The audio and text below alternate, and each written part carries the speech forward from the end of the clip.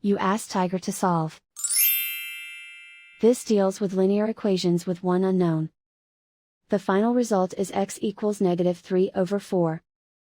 Let's solve it step by step. Simplify the expression. Expand the parentheses. Multiply the coefficients. Simplify the arithmetic.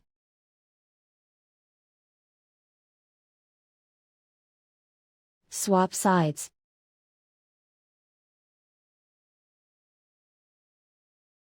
Group all constants on the right side of the equation.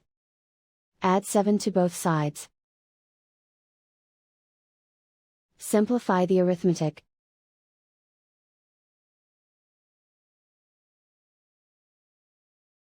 Isolate the x. Divide both sides by 4. Simplify the fraction. And so the final result is x equals -3/4.